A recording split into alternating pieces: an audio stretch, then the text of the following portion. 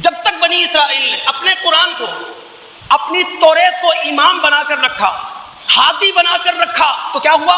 وَجَعَلْنَا مِنْهُمْ أَئِمَّةً، اللہ تعالیٰ نے بنی اسرائیل کو پیشوا دیے، بنی اسرائیل کو لیڈرشپ دی، بنی اسرائیل کو جہاندیدہ لوگ دیے۔ کرتے کیا تھے وہ؟ یہدون بامرنا، وہ ہماری شریعت کے مطابق لوگوں کی رہنمائی کرتے تھے۔ اور بنی اسرائیل کو اقتدار کب تک حاصل رہا؟ عروج کب تک حاصل رہا؟ لما صبروا، جب تک بنی اسرائیل کو نہ کوئی طمع صراط مستقیم سے ہٹا سکی، نہ کوئی لالچ صراط مستقیم سے ہٹا سکی، اور نہ کوئی خوف انہیں اپنی توریت سے دور لے جا سکا۔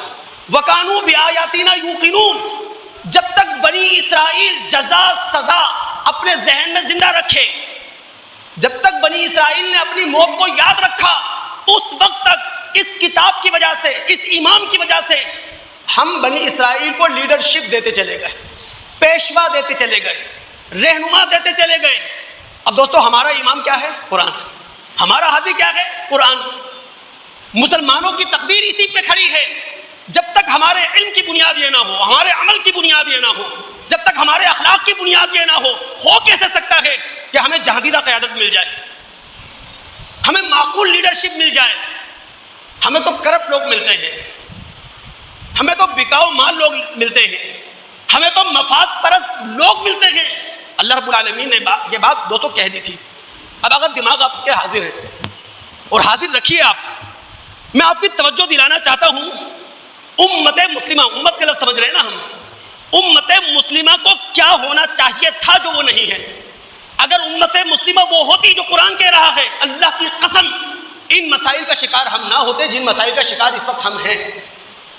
اب امت مسلمہ کو کیا ہونا چاہیے تھا جو وہ نہیں ہے، جس کی وجہ سے مسلم دنیا کانٹوں پر سفر کر رہی ہے، مسلم دنیا پر آگ برس رہی ہے، مسلم دنیا آنسو بہا رہی ہے، دل اس کے پھٹے پڑتے ہیں۔ میں لے کے چلتا ہوں آپ کو سورہ آل عمران، ہم مطالعہ کریں گے آیات 102 سے لے کر 112 تک، لیکن میں لفظوں میں آپ کا مطالعہ کرواؤں گا، لفظوں میں، اس لیے دماغ حاضر رکھیے گا، آپ لفظوں میں مطالعہ کرواؤں گا کہ امت مسلمہ کو کیا ہونا چاہیے تھا جو وہ نہیں ہے، جس کی وجہ سے مسلم دنیا عذاب کا شکار ہے۔ اللہ تعالیٰ نے آیت نمبر 102 میں کہا، اے وہ لوگوں جو ایمان لائے ہو، اللہ سے ڈرو جس طرح ڈرنے کا حق ہے۔ آیت نمبر 103 میں کہا، وَاعْتَصِمُوا بِحَبْلِ اللَّهِ جَمِيعًا وَلَا تَفَرَّقُوا، اے مسلمانوں اللہ کی رسی کو مضبوطی سے تھام لو، تفرقے کا شکار نہ ہو، اپنی مسلم جماعت کے اندر دراڑیں نہ ڈالو، اختلاف کرو وہ تعمیری اختلاف ہو، اختلاف رکھو وہ دلیل کی بنیاد پر اختلاف ہو، تمہارے اختلاف میں نفرت نہ ہو، تمہارے اختلاف میں تمہارے منہ سے آگ کے گولے نہ نکلتے ہوں، اختلاف رکھو۔ تو آیت نمبر 103 میں کہا، اے مسلمانوں اللہ رب العالمین کی رسی کو مضبوطی سے تھام لو اور تفرقے کا شکار نہ ہو۔ آگے آیات 104 اور 105 میں کہا، وَلْتَكُمْ مِنْكُمْ أُمَّةٌ، اے مسلمانوں تمہارے اندر ایک جماعت سرکاری سطح پر ہونا چاہیے۔ میں بڑی بات کر رہا ہوں کانٹیکس کے اندر، میں جماعت نہیں کہہ رہا، سرکاری جماعت کہہ رہا ہوں۔ سرکاری سطح پر تمہارے اندر ایک جماعت ہونی چاہیے جو کیا کرے، جو اچھائی کا حکم دے، برائی سے روکے، مسلمانوں کی نظریاتی سرحدوں کی حفاظت کرے اور مسلمانوں کو تفرقے سے بچائے۔ ایسا ہی ہے نا، جن کا مطالعہ وہ جانتے ہوں گے۔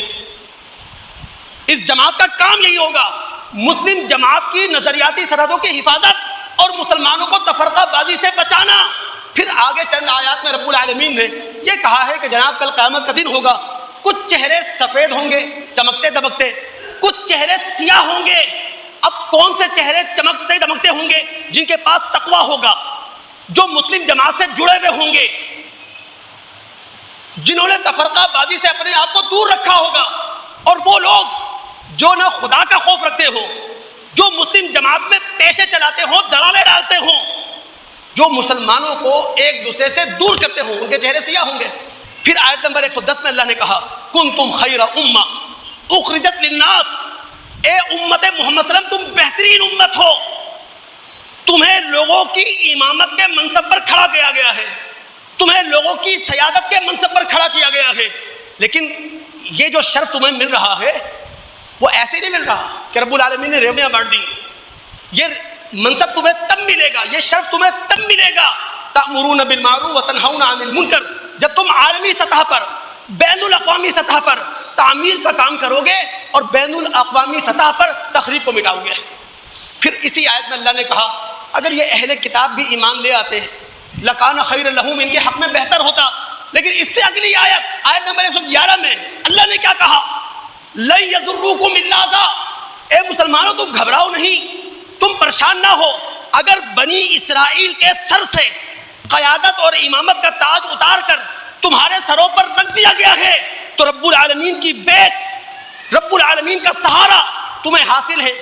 لن یضروکم الا اذا, یہ اہل کتاب یہود و نصارہ تمہارا کچھ نہیں بگاڑ سکتے, تھوڑا بہت تمہیں ستا لیں گے بس. لیکن کب؟ جب امت مسلمہ متحد ہو, جب امت مسلمہ میں خدا کا خوف ہو. اللہ کہہ رہا ہے اے امت مسلمہ, امامت تمہارے پاس, قیادت تمہارے پاس, یہ اہل کتاب تمہارا کچھ نہیں بگاڑ سکتے, تھوڑا تمہیں ستا لیں گے. اگلا لفظ کیا ہے اس آیت کا؟ وَإِن يُقَاتِلُوكُمْ يُوَلُّوكُمُ الْأَدْبَارَ ثُمَّ لَا يُنصَرُونَ.